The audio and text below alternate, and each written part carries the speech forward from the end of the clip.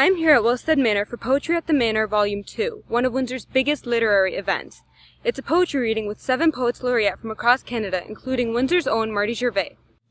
I think tonight what you're going to hear is a little bit of wisdom, a little bit of fun. At 7 p.m., the crowd gathered, filling the main hall of the mansion and overflowing into the hallways. Even the grand staircase had people sitting or standing on every step. The 6 other poets included John B. Lee from Brantford, Marilyn Gear-Pilling from Hamilton, Eric Folsom from Kingston, Alice Major from Edmonton, Bruce Meyer from Barrie, and George Eliot Clark from Toronto. So tonight we're going to be your poets, and we're going to entertain you. Before they read, the poets would tell the audience the stories behind each poem, drawing the audience in and inspiring them. The poets were animated in their reading, exciting the audience with their enthusiasm. To be happy, we must first be honest. While words state much, one's deeds convey love best. Hearing the poetry was a much more engaging experience than silently reading the poems from a book.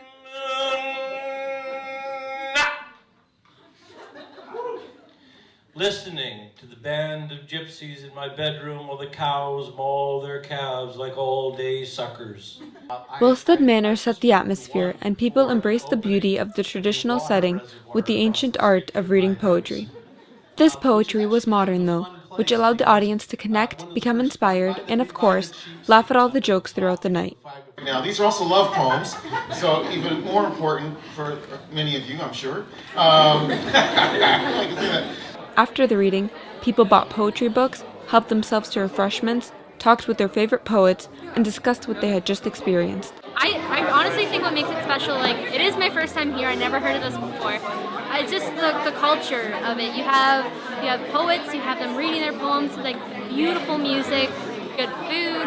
It's just, I love the culture because it kind of shows that it's not dead with the whole mainstream stuff that's going on, that there's still people who really like good poetry and good work and good literature. So that makes me happy, and I feel like that's why this is so special. I think in North America, Canada, the United States, it's particularly the job of poets to remind people of the power of this art and its rootedness. I mean, when people fall in love, when they're getting married, unfortunately when they're mourning a departed relative or loved one, they instinctively turn to poetry, including the poetry that is scripture, because scripture is also poetry.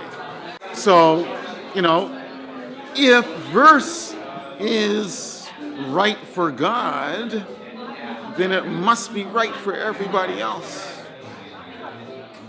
I loved the entire performance and all the poetry read by everyone. It was very well put and it was really entertaining. Everybody says, you're going for an evening of poetry? How dull could that be? And it had to be one of the most entertaining evenings I could ever imagine. I have never been so emotional, sad, happy, funny, curious. I mean, just a gamut of wonderful ideas. It's about the poet trying to communicate his or her experience about life to an audience, but then they have the audience react as well. And that's such a great audience and such a beautiful space. Who could ask for anything more? I've become a fan of poetry. I would come again and again and again. Oh, yes, I will definitely 100%. I will be here again. If you're ever going to go to a poetry reading in Windsor, this is the night you want to go to. It was a memorable night, full of laughter and inspiration. It's an annual event that you don't want to miss.